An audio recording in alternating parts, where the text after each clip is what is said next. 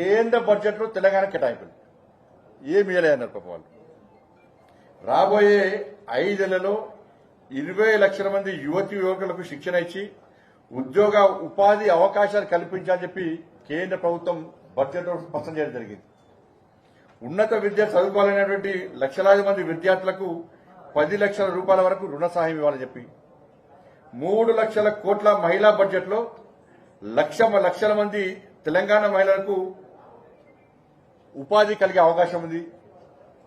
దాంతోపాటు గరిష్టంగా అంటే 20 లక్షల రూపాయల వరకు గల ముద్ర రుణాలు తెలంగాణ రాష్ట్రం కూడా వస్తాయి. అవి దాంతోపాటు అర్బన్ ప్రాంతాల్లో నిర్మించేటువంటి ఇళ్ల నిర్మాణం అంటే మధ్యతరగతి ప్రజల కోసం కూడా ఇవాళ 1 కోటి ఇళ్లలో తెలంగాణ కూడా జనాభా ప్రాతిపదికన వాటా వస్తుంది. మధ్యతరగతి ప్రజలు కూడా ఇళ్ల నిర్మాణం చేసుకోవడం కూడా ప్రభుత్వం ప్రత్యేకంగా సంక్షేమ పథకం ఉంది. దానికి ఇళ్ల నిర్మాణం కోసం దానికి జనాభా ప్రాతిపదికన తెలంగాణ రాష్ట్రం కూడా వాటా వస్తుంది.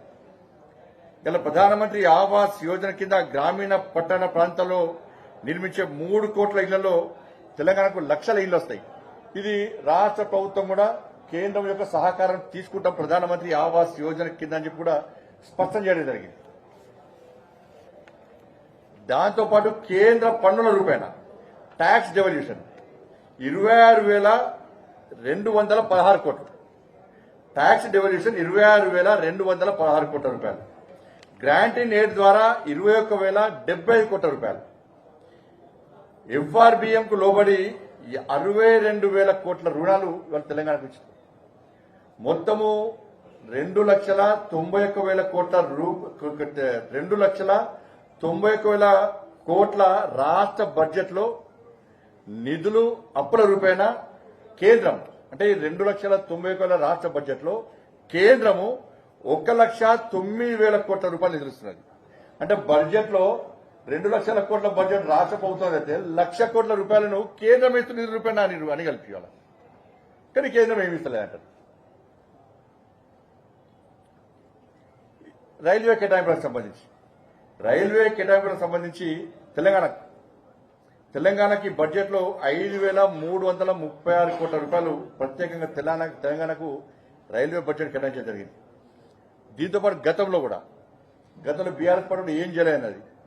గతంలో 9 నెలల్లో 31,221 కోట్ల రూపాయల ఖర్చును ఇలా పోయినసారి గత 10 ఏళ్లలో తెలంగాణ రాష్ట్రానికి కేంద్ర ప్రభుత్వం రైల్వే కోసం కేటాయించడం జరిగింది.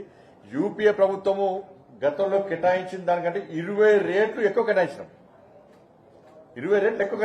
ఈ 10 ఏళ్లలో 32,946 కోట్ల వ్యయంతో నూతన రైల్వే ట్రాక్ల నిర్మాణం తెలంగాణ రాష్ట్రంలో చేపట్టడం జరిగింది. ఇప్పటికే 100% రైల్వే విద్యుతీకరణ పనులు పూర్తి చేస్తాం. 100% తెలంగాణ రాష్ట్రంలో ఎక్కడ కూడా కనీసం పెండింగ్ లేదు ఎక్కడ కూడా. దాంతోపాటు తెలంగాణ రాష్ట్రంలో 437 ఆర్ఓబీలు ఆర్యూబీలు 437 కరీంనగర్లో తీవ్ర పని కూడా ఉన్నది.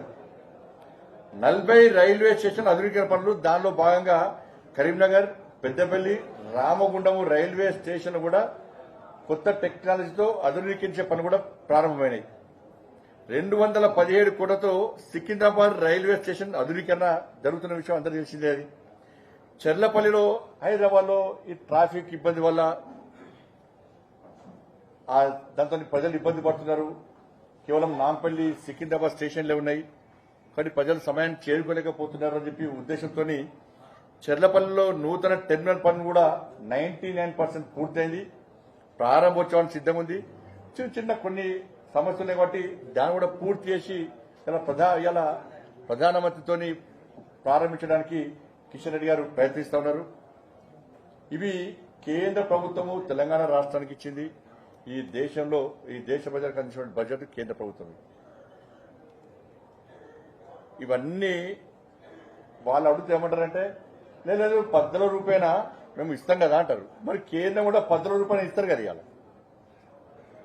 కేంద్రం కూడా 10 రూపాయన అనేక విభాగాలకు సంబంధించి కానీ, సంక్షేమానికి సంబంధించి కానీ, అభివృద్ధికి సంబంధించి కానీ ఆ విభాగాలకు సంబంధించి నిధులు కేటాయించిన కేంద్ర ప్రభుత్వం కూడా